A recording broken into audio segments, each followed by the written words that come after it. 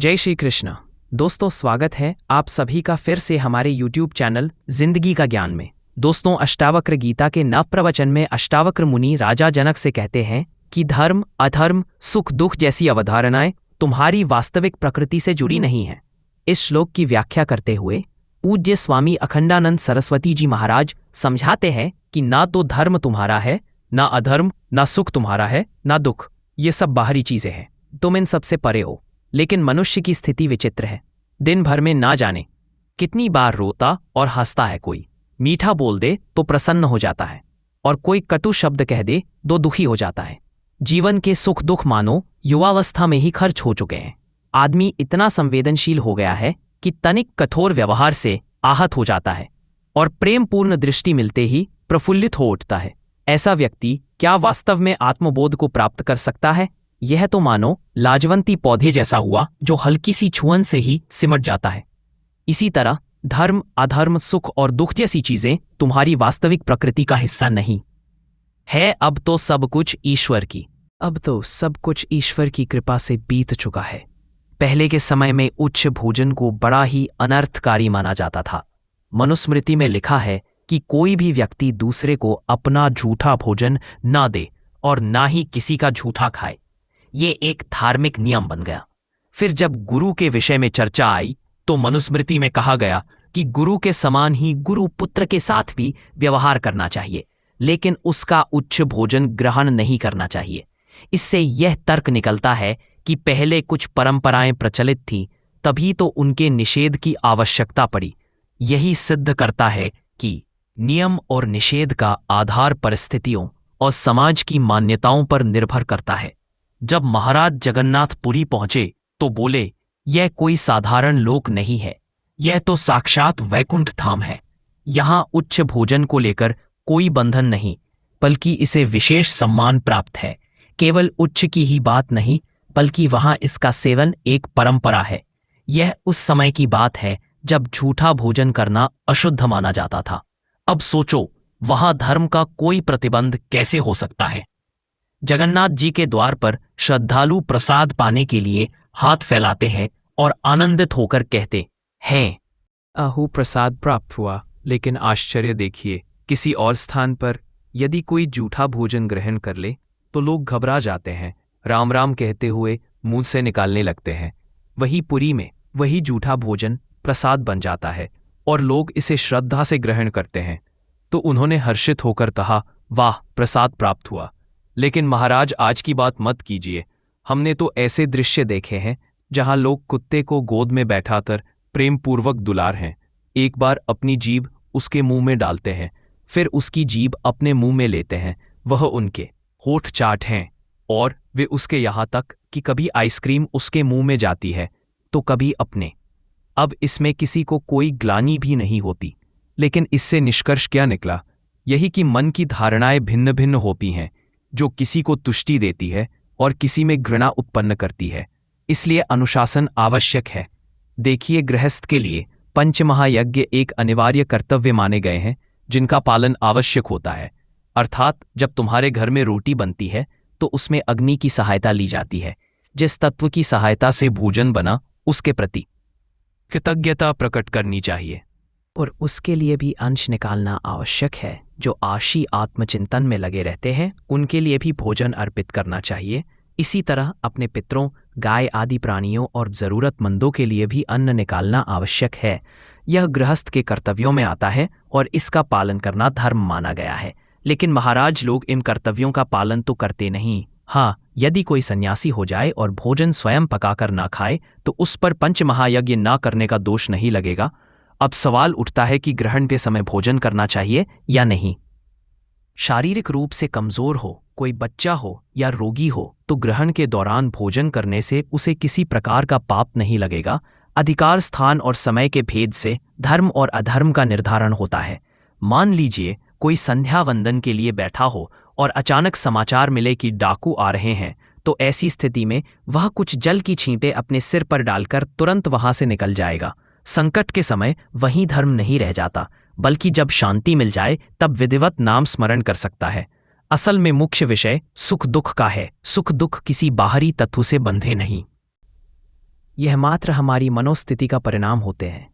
उदाहरण के लिए, यदि किसी व्यक्ति का कार्य उसके पालतू कुत्ते के मालिक से हो और हम जब उसका हाथ पकड़कर अपनी ओर खींचते हैं तो कुत्ता भौंकते हुए हमारी ओर झपटे, लेकिन जैसे ही हाथ छोड़ देते हैं वह शांत हो जाता है। इसी तरह एक छोटे बच्चे से कोई बात मनवाने हो तो उसकी माँ से कहे कि ये तुम्हारी माँ नहीं, हमारी है, और बच्चा तुरंत विरोध में आ जाएगा। यानी सुख दुख की अनुभूति व्यक्ति की मानसिक धारणा पर निर्भर करती है, ना कि किसी बाहरी परिस्थिति पर।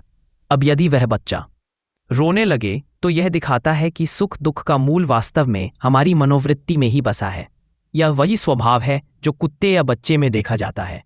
आप इसे अन्यथा ना लें, लेकिन सुख दुख का जन्म जिस हृदय में होता है उसका कारण भी वहीं भीतर मौजूद होता है। यह पूरी तरह आंतरिक प्रक्रिया है जो भीतर से ही उत्पन्न होती है। क्या वास्तव में घड़ी से सुख दुख का कोई संबंध है? यदि घड़ी को उठाकर तोड़ दिया जाए तो उसका मालिक तुरंत नाराज हो जाएगा, लेकिन स्वयं को कोई दुख नहीं होता। अब जिससे घड़ी से लगाव ना हो उसे अपेक्षाकृत कम कष्ट होगा। कुछ लोग यह भी कह सकते हैं कि स्वामी जी ने अन्याय किया, उन्हें घड़ी नहीं तोड़नी चाहिए थी। इस तरह जब वे इसे अन्याय मानते हैं तो हमारे कार्य को देखकर उन्हें दुख होता है। यानी दुख बाहरी कारणों से नहीं बल्कि व्यक्ति की अपनी धारणा और मानसिकता से उत्पन्न होता है। कुछ लोग इसे देखकर हंसेंगे और कहेंगे, अरे यह तो मजाक की बात है, स्वामी जी ने बस एक मजाक कर दिया। कुछ अन्य कहेंगे, महात्मा है, उनकी मर्जी हुई तो घड़ी तोड़ दी, इसमें किसी को कुछ कहने का अधिकार नहीं। वहीं जिनके मन में ममता होगी वे सोचेंगे, हे नारायण, घड़ी तोड़ने का यह कैसा काम किया। दूसरी ओर जो व्यक्ति द्वेष रखता होगा वह इसे अन्याय बताएगा, लेकिन जिसका वह घड़ी थी वह कहेगा, मेरा 50 रुपये बेकार कर दिया। अब सोचने वाली बात यह है कि एक ही घड़ी को तोड़ने पर अलग अलग लोगों के मन में भिन्न भिन्न प्रतिक्रियाएं क्यों उत्पन्न हो रही हैं। यह सब उनके मन की बनावट के अनुसार होता है। संसार में हर व्यक्ति जो कुछ भी करता है उसकी प्रतिक्रिया दूसरों के दृष्टिकोण और मानसिकता पर निर्भर करती है। मन अपनी स्थिति को प्रकट करता है। सच्चाई को नहीं, कभी 2 आने का नुकसान बड़ा दुख देता है और कभी 2000 चले जाते हैं तब कोई फर्क ही नहीं पड़ता। यदि वास्तव में दुख का कारण मात्र धन की हानि होता तो यह हर स्थिति में समान रूप से महसूस होता, लेकिन असल में दुख मन की बनावट पर निर्भर करता है, न कि बाहरी घटनाओं पर। अष्टावक्र मुनि आगे कहते हैं, मानसानी नते विभो। विधि जब श्रद्धा से युक्त अधिकारी व्यक्ति विधि पूर्वक कर्म का अनुष्ठान करता है तो धर्म की उत्पत्ति होती है, लेकिन जब कोई अयोग्य व्यक्ति बिना विधि के केवल बाहरी रूप से कोई कृत्य करता है तो अधर्म का जन्म होता है। वास्तव में कुछ चीजें केवल हमारे पास होने या ना होने से दुख का कारण बनती हैं। अक्सर इस सोच में उलझा रहता है कि अमुक वस्तु हमारे पास क्यों नहीं है। यही विचार दुख का मूल कारण बनता है। तब मन में दुख उत्पन्न होता है। कोई कार्य किया या नहीं किया इसका दुख होता है। कोई भोग मिला या नहीं मिला इसका भी दुख होता है। कई बार अपनी ही बनाई हुई आदतें भी कष्ट का कारण बन जाती हैं। दिल्ली में एक परिवार था जो ज्योतिष में विश्वास नहीं करता था।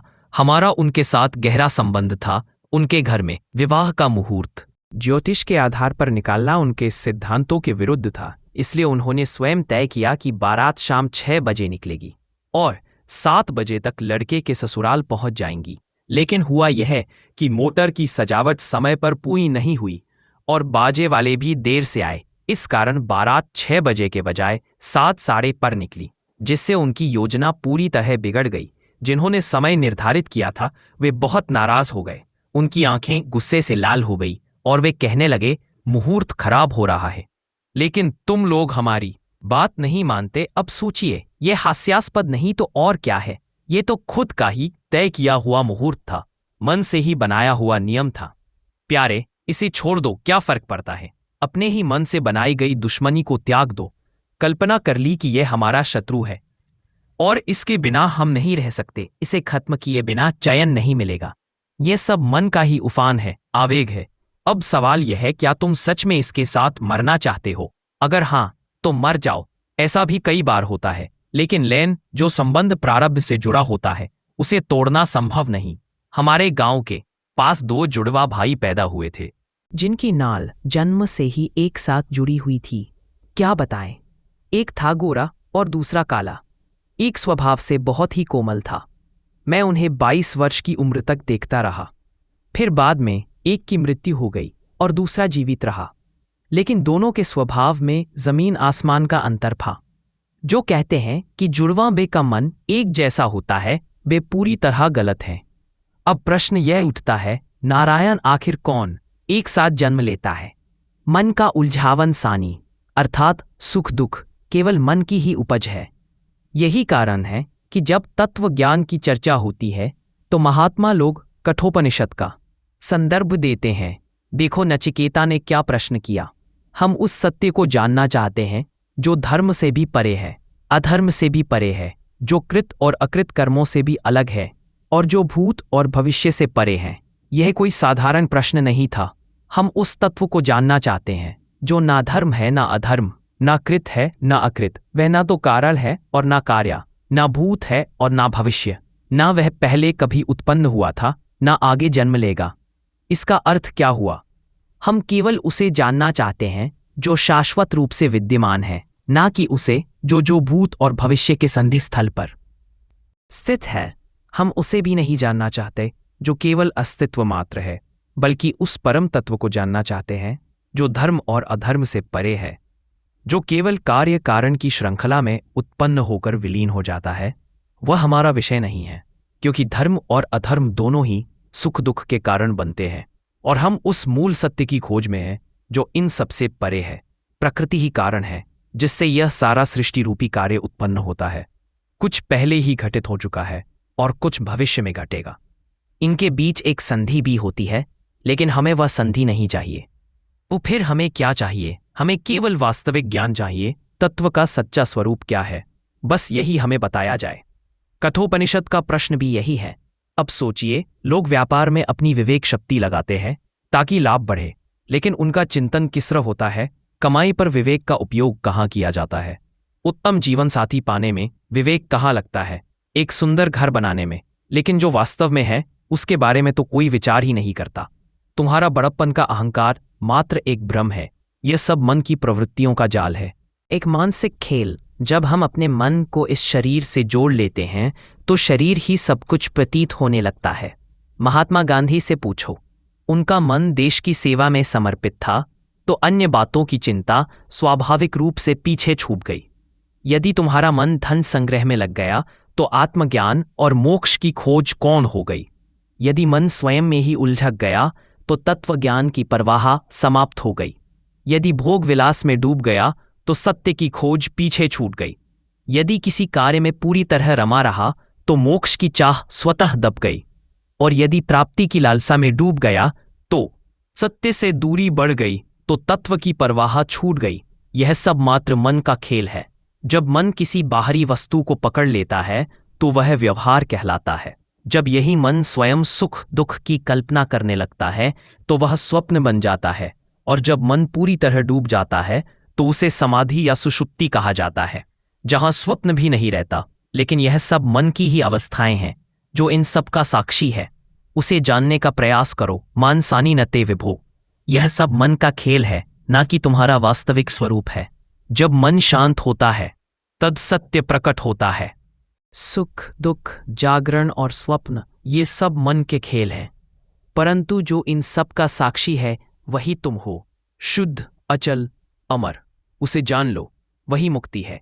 मन जब थमता है तब तू अपने असली घर में लौट आता है, जहां न सुख है न दुख, न जागरण न स्वप्न, सिर्फ तू है और तेरी मौन उपस्थिति।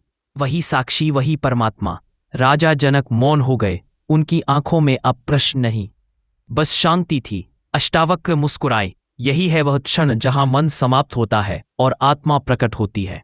तो दोस्तों, कैसी ये वीडियो? अगर पसंद आई हो तो एक लाइक और चैनल को सब्सक्राइब जरूर करना। अब फिर मिलेंगे अगली वीडियो। तब तक के लिए सभी दर्शक भाइयों को राधे कृष्णा।